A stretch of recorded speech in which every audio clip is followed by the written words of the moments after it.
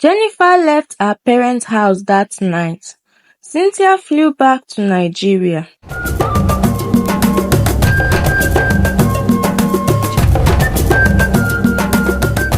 Jenifer terminated the pregnancy since David refused to accept it. After some months, David proposed to Jenifer and met her parents for her hand in marriage. Her mom was so proud of her. The wedding took place that same month. The problem started on their wedding night. After they got home, David left Jenifer and went out and didn't come back for 3 days. She called his line and he told her that he was busy with work. David always complained about Jenifer working, and so he made Jenifer resign from her place of work and become a full-time housewife. One day, David's mom visited. She refused to acknowledge Jenifer's greeting and went on to hug her son. She asked Jenifer when she would give her a grandchild. David tried to defend his wife, but Mama shunned him and threatened Jenifer to get pregnant by next month. If not, she would throw her out of the house. After David's mom left, Jenifer ran to the bedroom crying. David tried to console her, but she was inconsolable. She said she was not a barren woman because she had once gotten pregnant. David tried to calm her down, telling her it's God that gives children, but she refused and begged him to follow her to see the doctor tomorrow. David agreed. At the hospital, the doctor tested them and found no problem. But he noticed that David's blood group was O positive and Jenifer's blood group was O negative.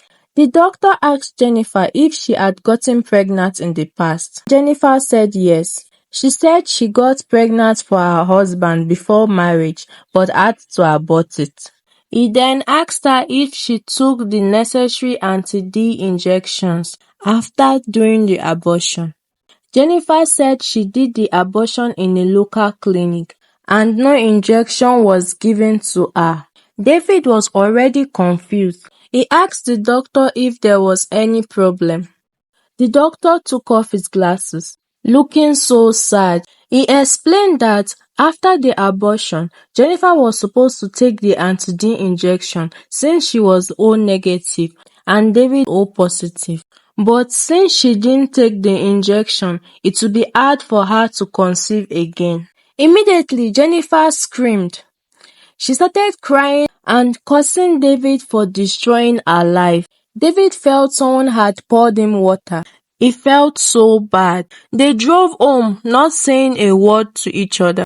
David didn't know how to talk to Jenifer. He was filled with remorse. He went out to meet his friend for advice. After hearing the problem, his friend advised him to not be remorseful, but to secretly marry another woman that will give him children. Since Jenifer is no longer fruitful, 5 months passed.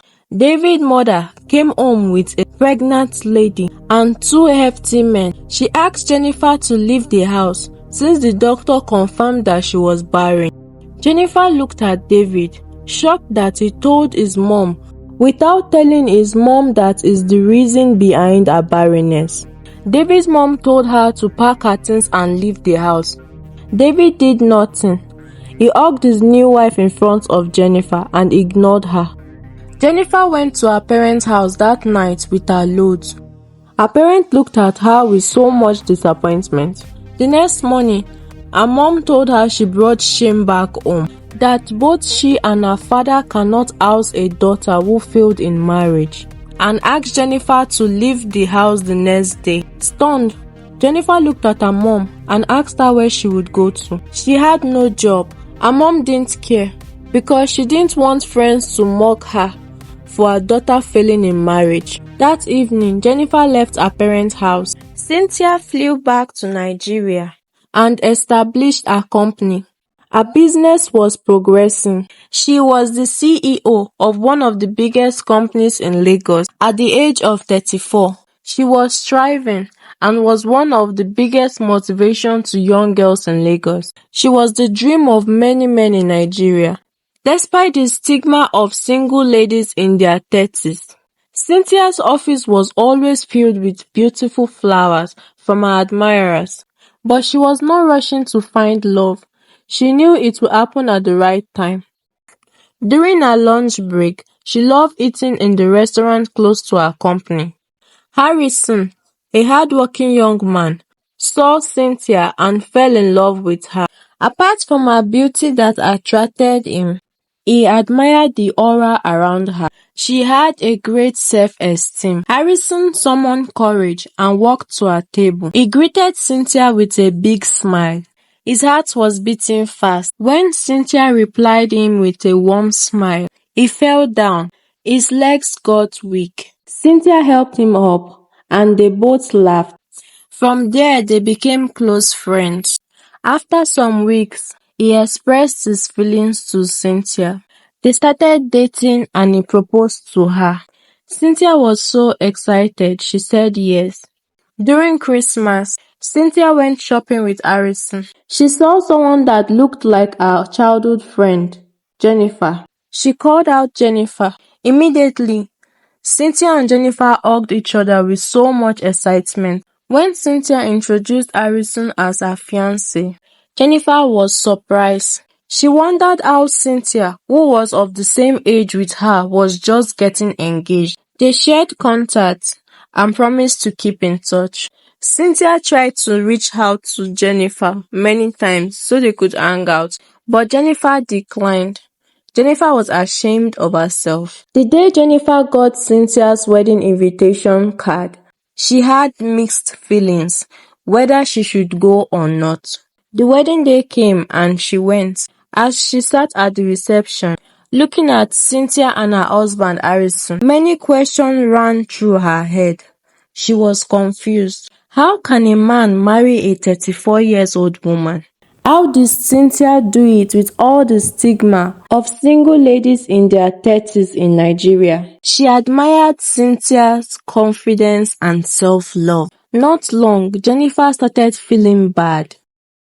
She left the wedding without greeting Cynthia. When she got home, she started crying, looking at her reflection in the mirror. She had been so concerned with her age that she forgot her dreams. She forgot her happiness. She forgot the meaning of self-love. Her self-esteem has been shattered. She regrets rushing her life because of the fear of being single in her 30s. Now she can never have a child of her own. She packed her things, changed her phone number, and traveled to another state to start afresh. She promised to love herself and to live life on her own terms, not focusing on what people say, but being happy and building herself. After 2 years, she met Michael.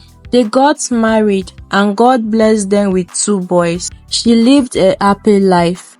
The moral of this story is to embrace your dreams, goals and happiness without fear of societal judgments. Marriage before 30 should be a choice, not a measure of success. Remember, beauty and love knows no age.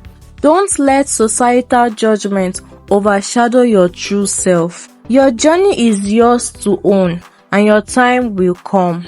Thank you for watching this story. What lesson did you learn from this story?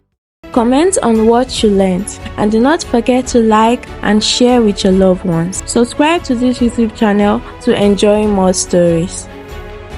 See you soon.